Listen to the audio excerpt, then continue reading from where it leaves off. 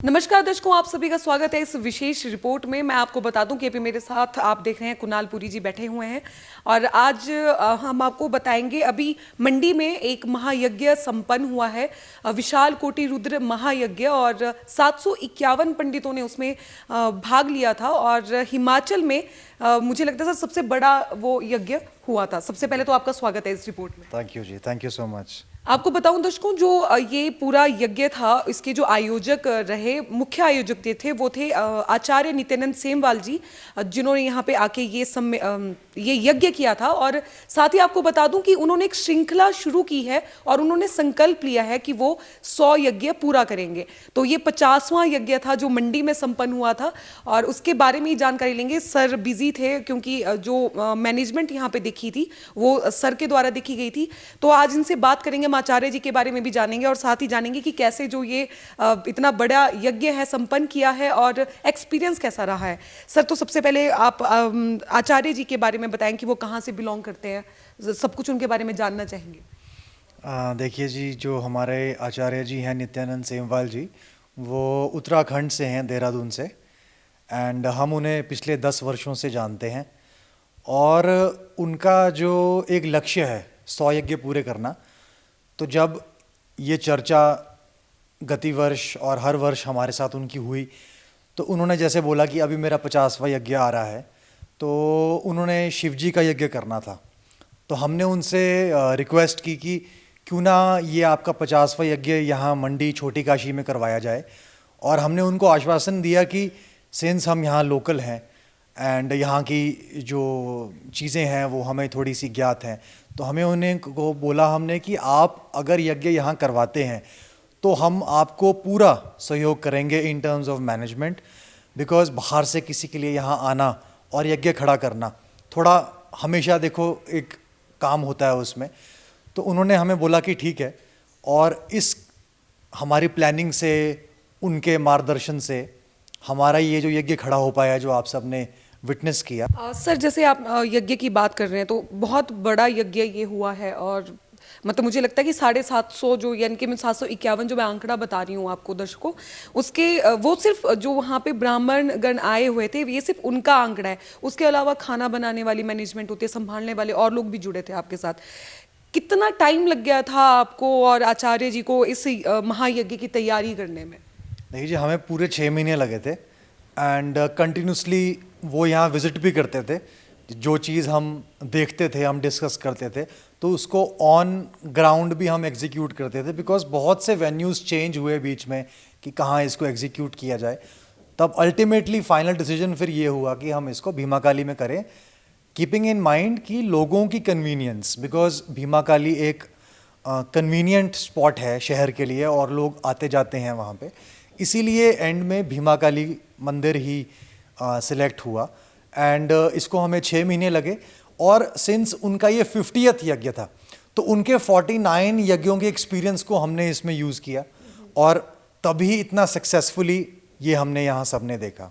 तो अभी आगे मतलब मंडी की जो जनता है, हिमाचल की जो जनता है, ऐसे ही और महायज्ञों की उम्मीद कर सकते हैं कि आगे भी आचार्य जी यहाँ पे आएंगे फिर से और ऐसे यज्ञ करेंगे? देखो जी, उम्मीद तो बिल्कुल है हमें। थोड़ा सा हमें आचार्य जी के पीछे फिर पड़ना पड़ेगा कि अब आपका 60th है या 55th है, तो हम उनसे बिल्कुल चर्चा करेंगे, बिकॉज उन्हें बहुत अच्छा लगा लोगों का रिस्पांस देख के। लोगों ने बहुत बढ़ चढ़ के इसमें सहयोग दिया, चाहे वो पूजा में बैठे चाहे हवन में बैठे। तो कहीं ना कहीं देखिए, जो आयोजक होता है उसके लिए यही एक सबसे सर्वश्रेष्ठ चीज़ है कि लोग उसमें पार्टिसिपेट करें, तो उसकी थकान और उसकी हर चीज़ वो मिट जाती है जब लोग उस चीज़ को सपोर्ट करते हैं। तो आई थिंक उन्हें बहुत अच्छा लगा, जहाँ तक मेरी उनसे वार्तालाप हुई। तो मुझे नहीं लगता कि उनके मन में कोई भी शंका होगी।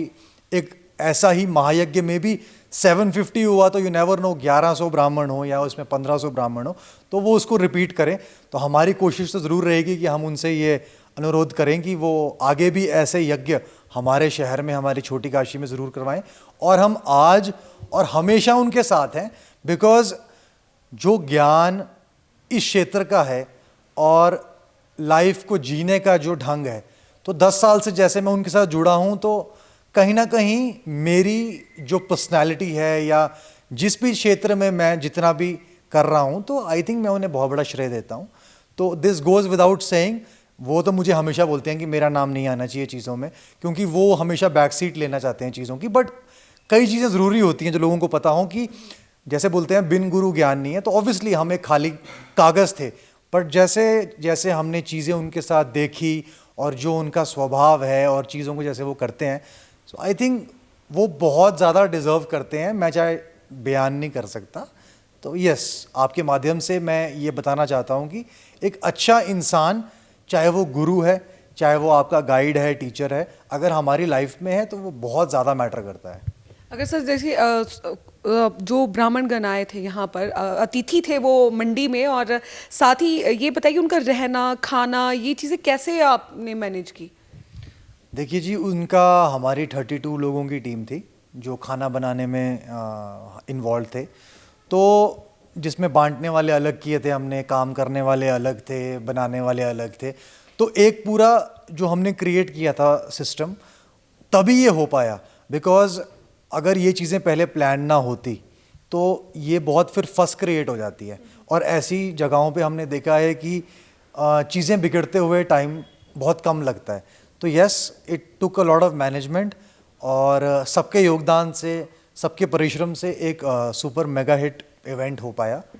सर अभी जैसे हमने खाने की बात की है, इतने सारे लोग होते थे खाने के लिए, तो आप डेली बेसिस पे बताइए कि कितनी सब्जियां लगती थी, कितना आटा चावल लगता था डेली बेसिस पे? हमारा 4 क्विंटल रखते थे राइस लंच और डिनर में, और 2 क्विंटल हमारा आटा लगता था।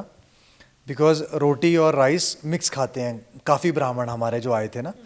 और जो सब्जियां थी वो भी क्विंटलों में थी, जैसे 2 क्विंटल गोभी हो गई, फिर आलू तो हमारे बेहिसाब लगते थे।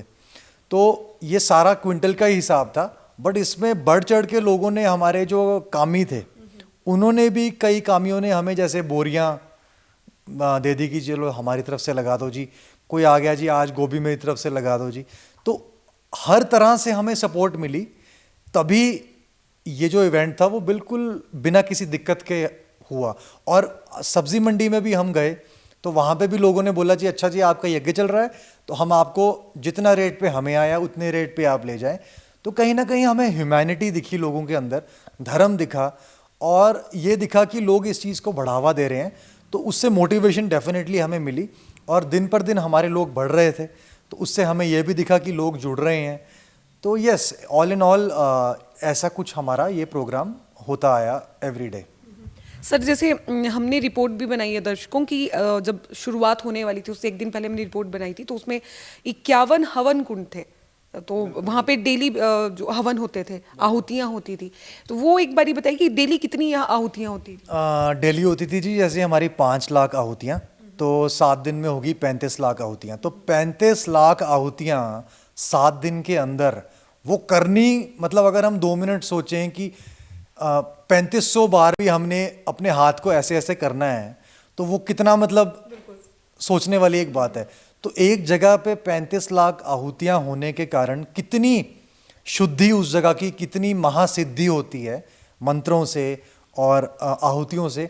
और कहीं ना कहीं एक कोइंसिडेंस बोलें या हम बोलें कि उसके कारण जिस दिन से हमारा यज्ञ शुरू हुआ और आज के दिन तक जब हम ये आपके सामने हम हैं, एवरीडे हमारी बारिश हो रही है, ठंड का मौसम आ गया है। तो यस, जैसे हम देखते हैं ऊपर बद्रीनाथ, केदारनाथ, जो इतने बड़े धाम हैं, क्योंकि वहाँ यज्ञ चलते रहते हैं, पूजा अर्चना होती रहती है। तो ऐसी जगहों पे हम बोलते हैं कि ठंड होती है जी, ये होता है। तो हम ये देख रहे हैं कि आज हमारा शहर उसमें पहुंच गया है कि इतनी ठंड, हमारा मौसम बिल्कुल करवट ले चुका है। बर्फ़ पड़ गई, कमरूनाग जी में हमने देखा कल न्यूज़ में कि वहाँ बर्फ़ पड़ गई, कोई बोल रहा है कोटली में बर्फ़ पड़ गई। तो ये चीज़ें अभी भी उतनी ही ताकत रखती हैं, लेकिन जो फेड हो रही हैं चीज़ें, हमारी आगे वाली जनरेशन्स मॉडर्नाइज्ड हो रही हैं। It is good to be become modern, and उसमें कोई गलत बात नहीं है, बट हमारी वैल्यूज़ को भूल के मॉडर्न होना वो कहीं ना कहीं सही नहीं है। बहुत बहुत धन्यवाद कुणाल जी बात करने के लिए हमारे साथ। और दर्शकों आपको बता दूं कि विशाल कोटि रुद्र महायज्ञ, जिसके जो मुख्य आयोजक थे आचार्य नित्यानंद सेमवाल जी, उनके द्वारा ये शिवजी का यज्ञ मंडी में किया गया था और बहुत विशाल यज्ञ था। साथ ही मैं आपको एक और बात बताना चाहूँगी कि अभी जो 50 फर्स्ट उनका जो यज्ञ है वो भी होने वाला है, उनके द्वारा आयोजित किया जा रहा है रामेश्वरम में, उस जगह में जहाँ पे राम सेतु जो है वो बनाया गया था। और साथ ही आपको मैं अभी ये जो आप देख रहे हैं वीडियो, उसमें सेमवाल जी का नंबर डिस्प्ले हो रहा है। अगर आप लोग इंटरेस्टेड हैं और आप भाग लेना चाहते हैं इस महायज्ञ में तो आप उनके साथ कांटेक्ट कर सकते हैं। और सबसे अच्छी बात मुझे ये लगी इस यज्ञ की कि जो अभी हमारी जो नई पीढ़ी है वो पुरानी पीढ़ी के साथ मिलकर सनातन धर्म के लिए इतने अच्छे अच्छे कार्य कर रही है, और इसीलिए ये महायज्ञ जो है मंडी में संपन्न हुआ है। और आपका क्या कहना है इस वीडियो के बारे में, आप जरूर कमेंट करके बताइएगा और ज़्यादा से ज़्यादा ज़रूर शेयर भी कीजिएगा। फेसबुक पर पोल स्टार हिमाचल का पेज लाइक करें और यूट्यूब पर हमारा चैनल सब्सक्राइब करना ना भूलें।